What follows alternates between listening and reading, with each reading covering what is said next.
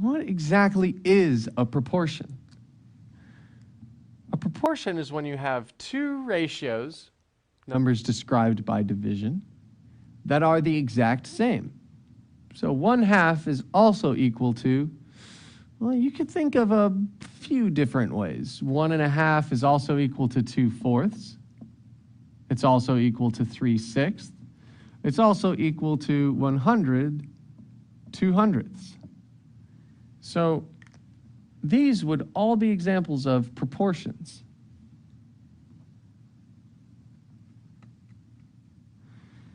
But what happens when one of the numbers disappears and you are left with a variable? There are two different ways for you to solve. First one, x divided by 4. Well, we don't like that fraction, so why don't we just eliminate it? You can eliminate a fraction by multiplying by its denominator. In this case, we'd multiply by 4, multiply the other side by 4, because we still have to be fair. 4 divided by 4 is 1. It cancels itself out. 1x equals, well, 4 times 1/2. How do you multiply a whole number by a fraction? You turn the whole number into a fraction, and 4 divided by 1 is still 4.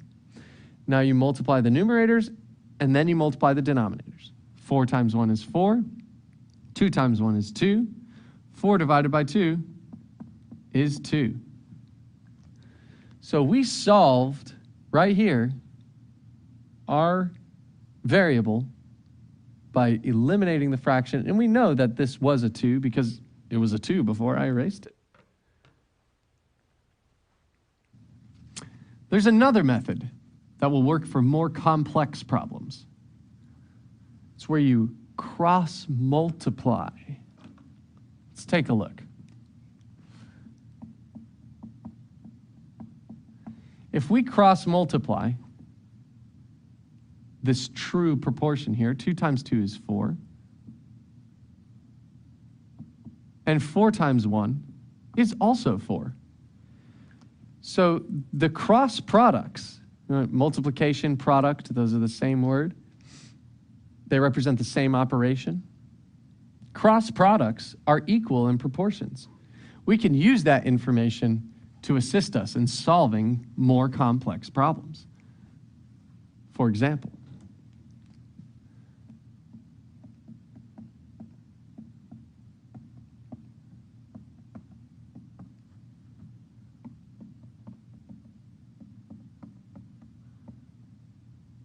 doesn't this problem just look fun to solve?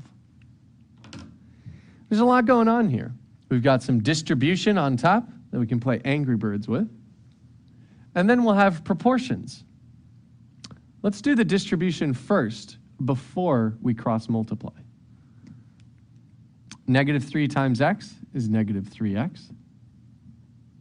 -3 times -2 is +6. The 4 doesn't change, so it's still on the denominator.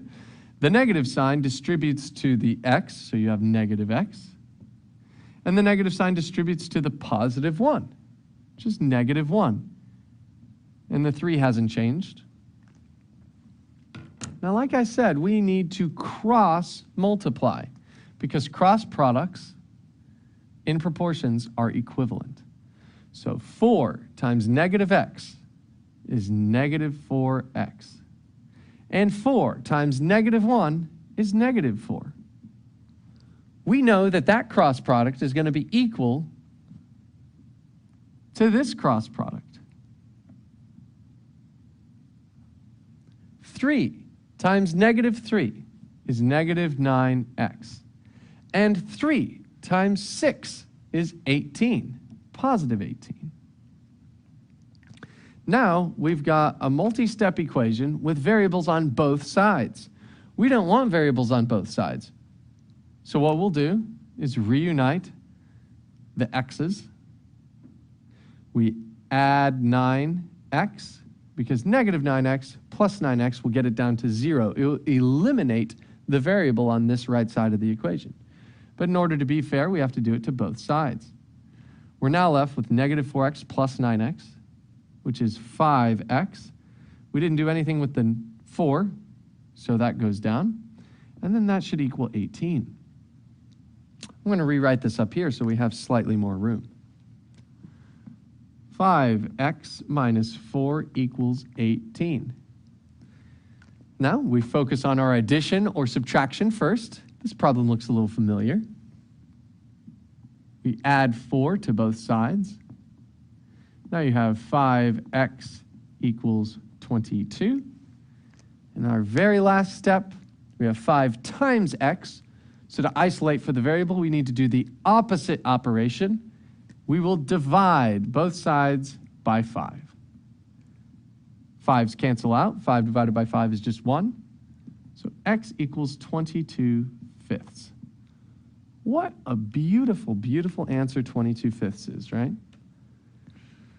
So today we learned about proportions, how proportions are ratios that are equivalent. And in order to solve for them, you either need to eliminate the fraction or you need to cross multiply because the cross products in a proportion are equal. Thank you.